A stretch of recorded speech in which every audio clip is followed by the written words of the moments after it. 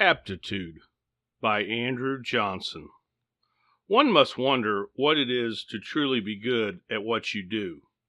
Is it your training, your experience? Well, all of these things play a major factor in the world of business. But the first step is to know yourself. The greatest figures in history could tell you who they are at a moment's notice. For example, Sun Tzu said, "If you know the enemy and know yourself, you need not fear the results of 100 battles." A little history lesson on Sun Tzu. He was an ancient Chinese general, writer, and philosopher who was born about 545 BC. He is the author of The Art of War, from which this quote was taken, a book I highly recommend. It is one of the first books in history created on how to win. Although it was written in a military context, it can be applied to everything from sports to business. Sun Tzu makes many great points on knowing yourself. Some people will go their entire lives without knowing who they are, while others will go about thinking they are the opposite of who they truly are. How does one go about finding themselves? The voice from your childhood would say to go on some long and arduous journey. If you are spiritual, you would probably say that going into the woods, meditating, or chanting some ancient scriptures for a few days would do the trick. To the average reader of this blog, however, these ideas all sound a bit much, right? Well, you are right. We live in a modern age with scientific approaches to this age-old question, who am I? You all have heard about aptitude tests. The dictionary says the word aptitude is a natural ability to do something. This is what these tests analyze.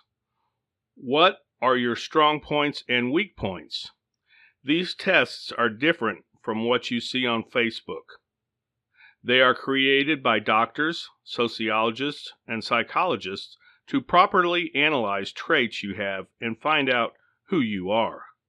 The one test I will be showing you is the Merrill-Reed Personality Test. You can take the test here at retaildoc.com/personality-quiz.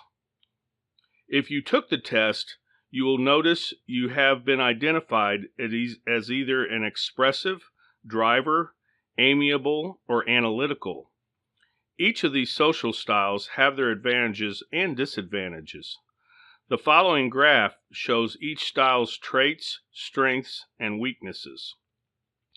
The key here is to learn your social style and learn how to adapt to other people's social styles. If you truly want to conduct business with someone, you must learn what their social style is. You can do this from just looking at them and their surroundings. For example, a driver dresses plainly and professionally with a small hint of control. Example, red tie. His or her office is simple yet elegant. An expressive dresses very flashy. Example, red plaid suit. His or her office is full of hints of interest such as golf, music, etc. An amiable is the sentimental. You can see an amiable dressing with warm colors or floral patterns. A good example of an amiable is Mr. Rogers. An amiable's office is full of mementos and family photos. Finally, you have the analytical. The analytical dresses for function. Example, shirt pockets.